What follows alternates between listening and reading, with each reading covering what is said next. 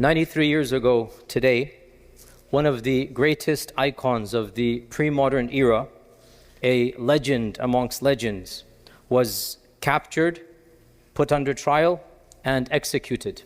This person has a laqab, his person has a title. He was called Asad al-Sahra, the lion of the desert.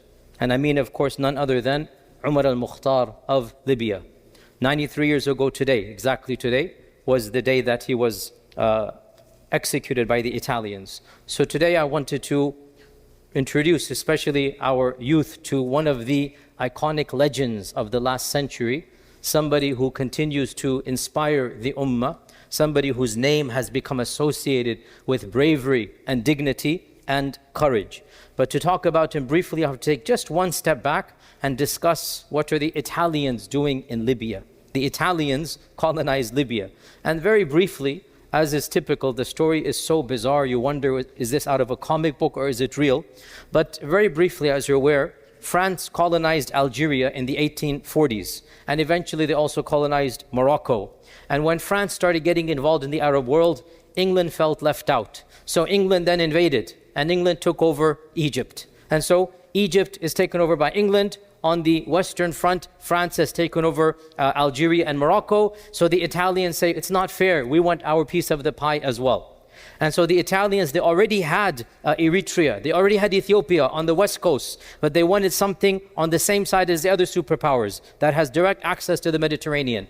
And so the Italians reached out to the British and the French, and they said, we're going to take Libya, we're going to arrange a deal. So they literally made a secret treaty. The Italians made a treaty with the French and the British that we're going to take over this land. And they had their internal agreements and whatnot. So the Italians then decided to engage with a tactic. Very briefly, they began ties. At this time, of course, Libya is under the Ottoman Empire. Libya is still under the Ottoman Empire. The Ottomans are on their last leg. They only have 10 years left to live, but they didn't know. The Ottomans did not know that. So the Ottomans are at the very end of their power is dwindling, and Libya is an outpost, which is surrounded by colonizers, right? Imagine, on the one hand, you have France, on the other hand, you have England, and Libya is all by itself there. And so the Ottoman Empire is already weak in Libya. So the Italians decide they're going to use a tactic.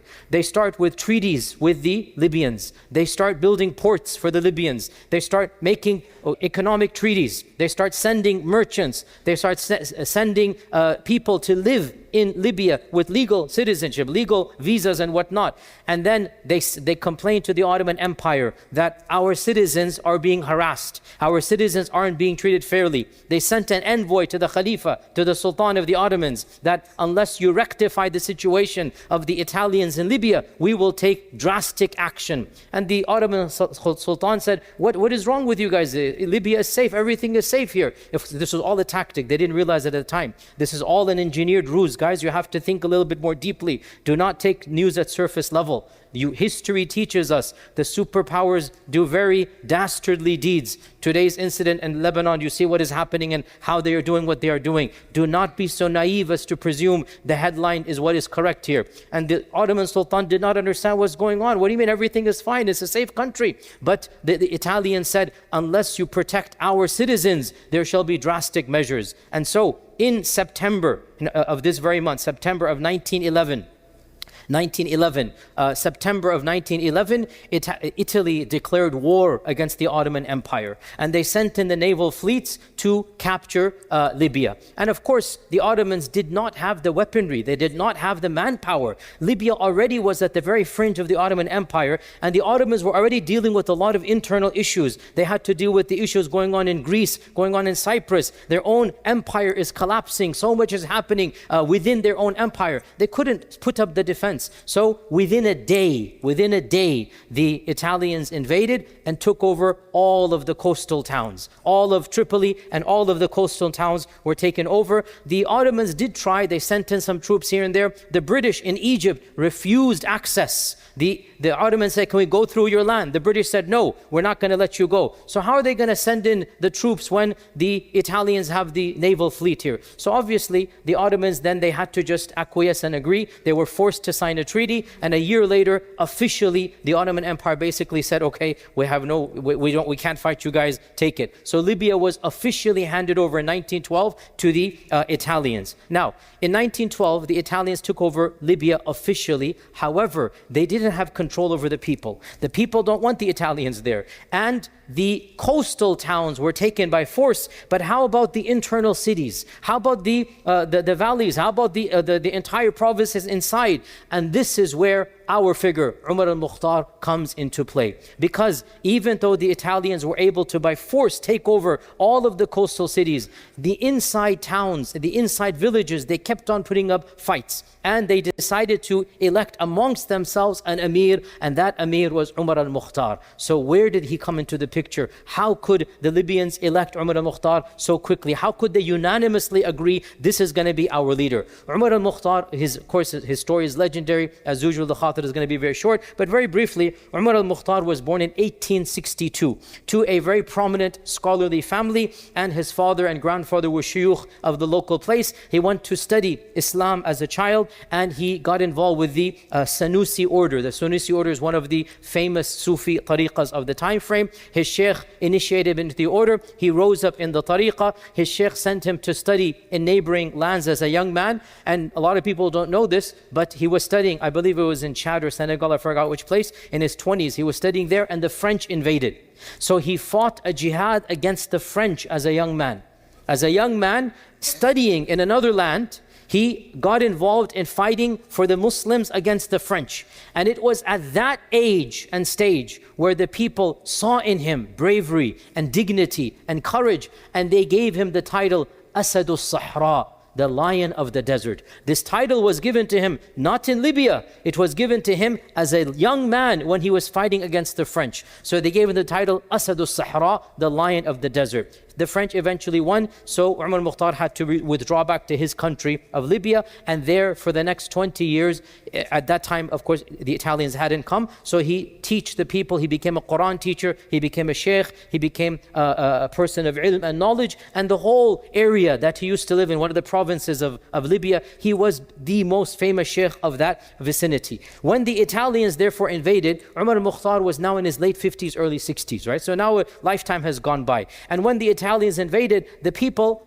went to him and they elected him to be their representative to fight against the Italians. So this was when an all-out offensive began that lasted more than a decade.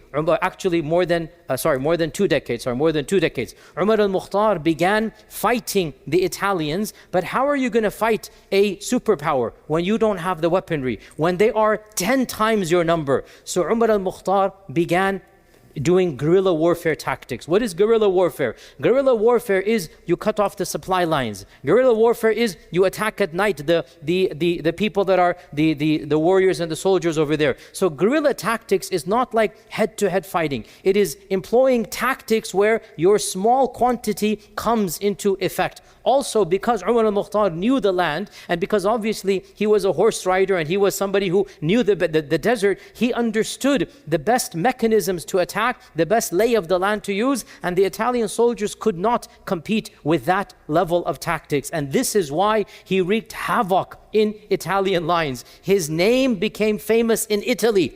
The newspapers had pictures of him in Italy, and the media began, calling him the terrorist, calling him the main instigator against the Italians. He became a household name across the world, even though he was in the desert fighting, the Italian forces here. And in one anecdote, when the Italians, asked him, or when his own people even, it is said, a negotiation was sent by because you have to realize here, the Libyan government officially is now pro-Italian, right? The people that are there, in Tripoli and whatnot, the Libyans have agreed, and Umar Al-Mukhtar is not agreeing with his own people. Umar Al-Mukhtar has gone against, the people that have sold Libya to the Italians, right? So negotiations are taking place, and one of his own people asked him, why are you fighting? You're not going to win. You know you're not going to win against the Italians, right? And he gave a famous answer. He said, I will fight as long as I can, and I will die. And if I die, I will leave behind others who will fight. For me, there is no such thing as surrender. I either win or I die. He gave this powerful example or metaphor. There's no such thing as surrender. For me, I either win or I die. I will not live a coward and a slave to the Italians. There's only two options for me. Either I live with dignity or I die at the hands of these people. I'm never going to acquiesce and surrender to these people. So his people took courage. They took shelter under him, and he continued this war for over 20 years. In response, the Italians increased the pressure. And in Italy, one of the worst fascist dictators of human history, and that is, of course, Mussolini. Mussolini comes into power. So Mussolini comes into power when Umar Al-Mukhtar is waging war against the Italians. And Mussolini gives the green light to his general.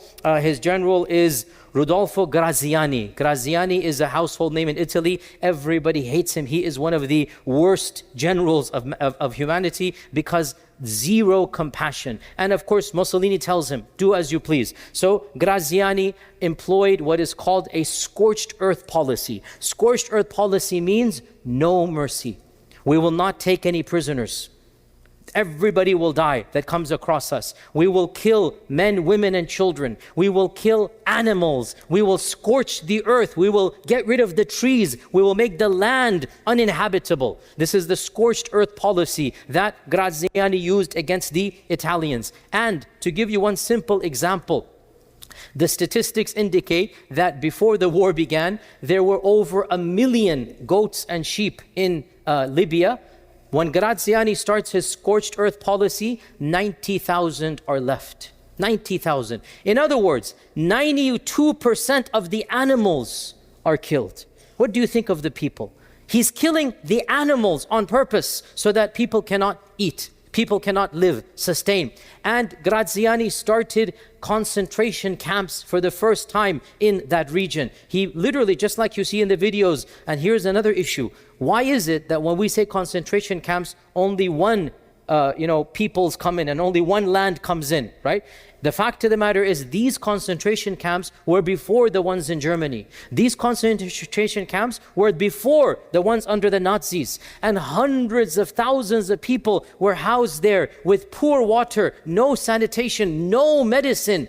The UN, not the UN, sorry, the other organization, what we call them before the UN, the League of Nations, they estimated over 40% of the people in these concentration camps died. 40%. Because why? They didn't have food, they didn't have water, they didn't have medicine, cholera, typhoid, all types of diseases. There are pictures of these concentration camps. We're talking about 1930, 1931, 1932. There are pictures, there's video footage. But why is it none of our high school kids sees that video footage? Why is it nobody even knows there were concentration camps in Italy under the in Libya under the Italians? Look at it yourself, right? Not to say that what happened in another land is not bad. It is bad as well, but this is also bad. Teach all of history, but selective memory, it has an agenda behind it, right? So the Italians massacred hundreds of thousands of Libyans. Zero mercy, as we said. Women, children, animals are killed. What do you expect is going to happen to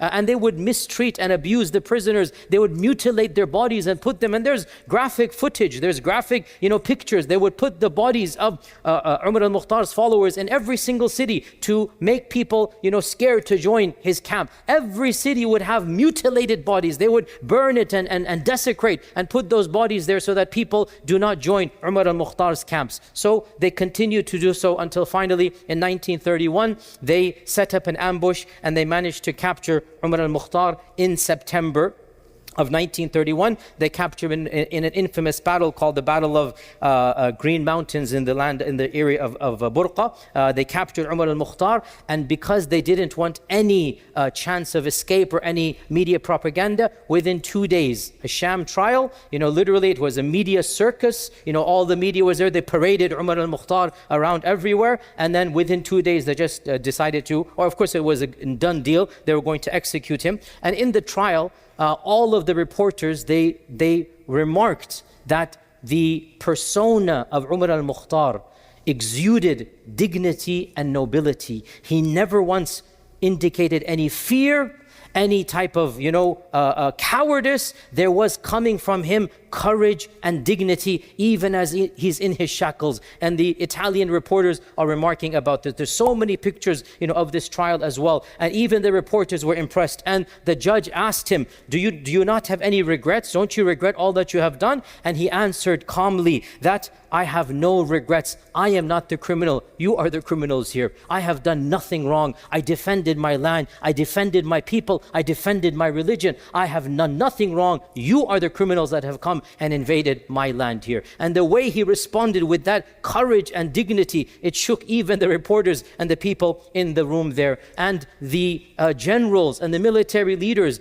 even though they hated him, they also wanted to pose with pictures with him because they admired him. They hated and admired at the same time, because there is that notion of a noble enemy, right? So even though they wanted to kill him, there are pictures of the generals that are posing with Umar Al-Mukhtar at the same time, taking it's not the selfie, but they're taking the picture with him because they want to have the honor that, oh, I'm standing next to Umar Al-Mukhtar. And of course, we're all aware that even as he was sentenced and he was walking to be hanged, there was not even an ounce of fear. And this is what impressed everybody. There was not any ounce of cowardice or fear. He was reciting his usual wird and Quran, and he stood on the gallows that he was going to be hanged by, and he said the kalima in a calm and dignified voice, and he met his end. Literally, today is the day, 93 years ago in 1931 when he met his end, and inshallah ta'ala he died the death of a shaheed. And so with his death, the resistance had to come to an end. There was no figure to replace him.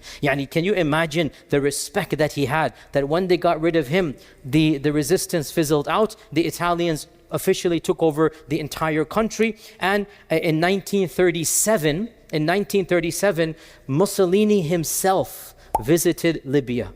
He wanted to now show the world, this is my land. They changed the name of the country and they called it Italian Libya. The official name of the country was Italian Libya. 2 words, Italian Libya. And they had a flag, Italian Libya. And for 15 years, there was a country, there are stamps like this, there are flags like this, and Italy was the language of the country, and everything was in Italian. Italians are coming to live, in Libya. It is now their province. And so Mussolini wants to come and indicate to the world, this is my country and land. And so he arranges a festival. There's video footage, you can watch it online. This Mussolini is one of the worst dictators of human history, right? Everybody knows him. He's like cousins of Hitler in the same type of mentality. And so he marches into Tripoli, and there are rows and lines of people and entourage, and he comes in his car, and you can see all of the video processions, and astaghfirullah, but the shuyukh of the government are saying takbir and Allahu Akbar and giving him titles and honors. And when he arrives at the mosque and the palace here, right, the same shuyukh with their big turbans and big beards, right, they greet him and they bow down to him and they hand him a symbolic sword, and they call him, I'm not joking, they call him the defender of Islam. They award him the title Defender of Islam. There's video footage, I'm not making this up here, right? And he raises up the sword iconically. There's an image of Mussolini raising the sword as if he is protecting, and this is, by the way, Napoleon. If you listen to my library chat, Napoleon did something similar in Al-Azhar University 100 years ago. It's something similar. He stood on the mimbar of Al-Azhar and he goes, I'm going to defend Islam. Similar concept to this thing. By the way, if somebody says, how can the scholars and how can the Muslims of that time do this? Are you not seeing what's happening right now? Are you not seeing what's happening right now? I'm sorry, don't point fingers in the past. Open your eyes. Almost every, if not every country and superpower in our part of the world, who is it supporting? Which side is it supporting? Gaza or the apartheid regime? So don't think it's something different back then. It's the same thing, and their scholars are drum rolling for this reality of the apartheid state. So don't be surprised. You always have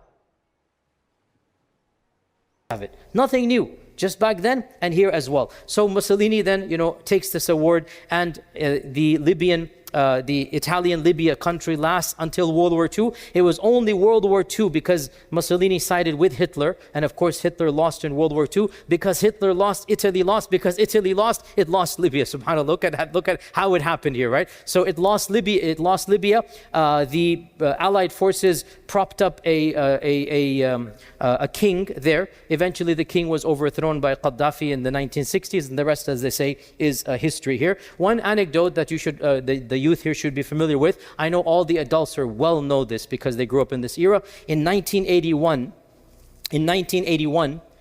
the movie The Lion of the Desert was released by Mustafa Aqad.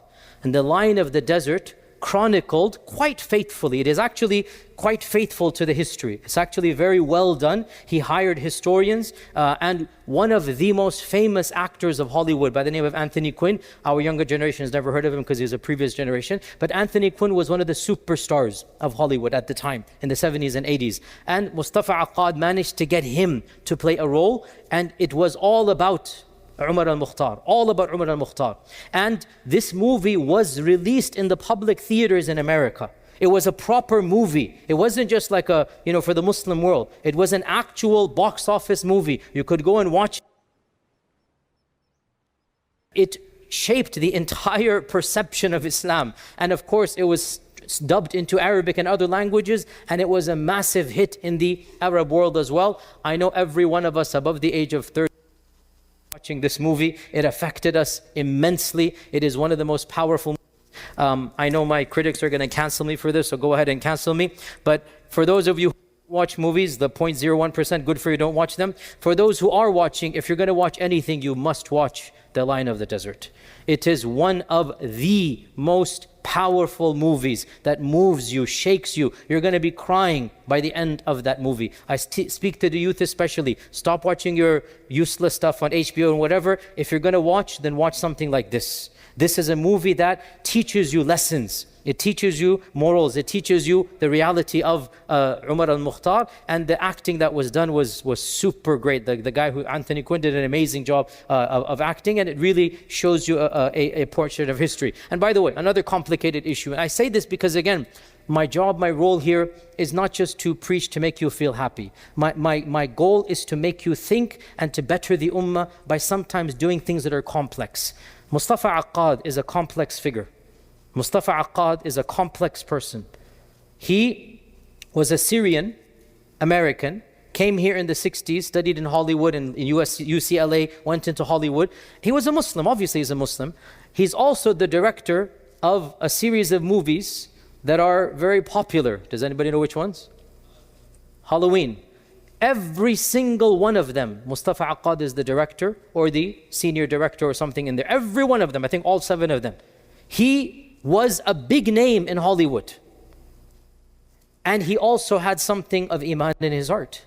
He didn't have to do this movie and the other movie, which is what? Which movie? The Message. The Message. See, this is the complexity of real life. Real life is not just Angel Jibreel and Shaitan. Real life has complex people. People that, may Allah forgive, without a doubt, there's things in that movie that without a doubt, there's no justification. And I know my critics are going to love this and as usual, cancel and CIA agent and whatnot. A'udhu billah. But I'm teaching a reality. I'm teaching a reality. Somebody else couldn't have done what he did. He had the contacts, the means, the skills. Does that justify? I didn't say it does. I didn't say it does. But I'm saying Allah will judge him on the akhirah. Without a doubt, he didn't have to do this. These movies were not lots of money for him. The money was in Halloween. The money was in all those other serials that he did. The money was in the thrillers. He did this out of passion. And in fact, he lost money doing this. He did it, the first movie ever to put Islam in a positive light.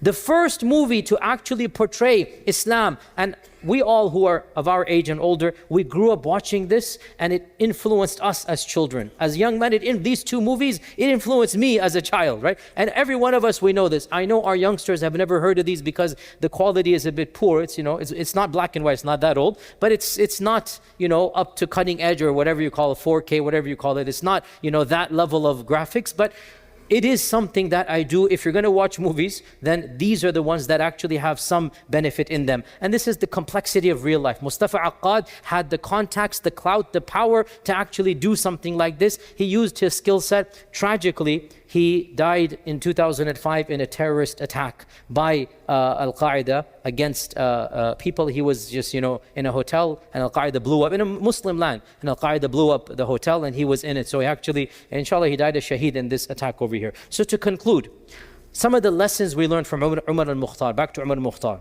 some of the lessons we learned. perhaps bittersweet. Victory is not promised in this dunya. Umar Al-Mukhtar did not gain political victory. But that is not the ultimate victory.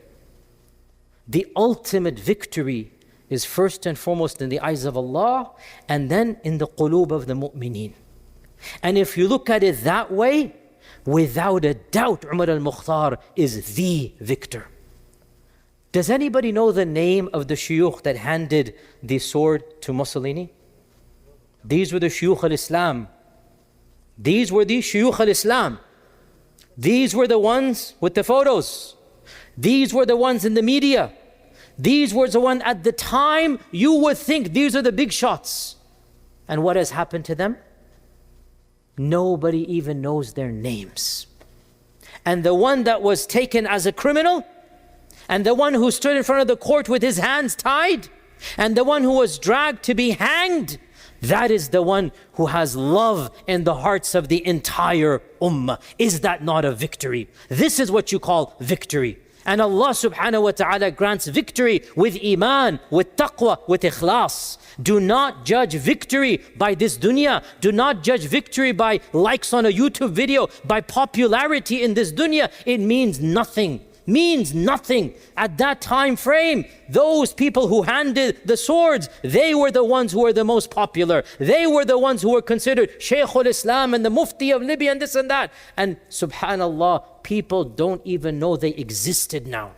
And this is the legacy of Allah subhanahu wa ta'ala. Victory is given because of what is inside. Even if you lose the dunya, Umar Al-Mukhtar didn't gain the political freedom that he wanted, but he died a dignified death. He died the death of a courageous man. The death of a shaheed. He died the death of a Asad al-Sahra, the lion of the desert. And because he lived the life of a lion and he died the death of a lion, Allah Azza wa Jal preserved that legacy. So, O Muslim, do not be deluded by the temporariness of this dunya. Be firm, be persistent, be courageous, speak the truth, never give up the upper ground. And وَالْعَاقِبَةُ لِلتَّقْوَى, the end result will always be for taqwa. May Allah subhanahu wa ta'ala grant Umar Al-Mukhtar the highest place of Firdaus al-A'la, and may Allah subhanahu wa ta'ala resurrect us with him on the Day of Judgment. Wassalamu alaikum wa rahmatullahi wa barakatuh.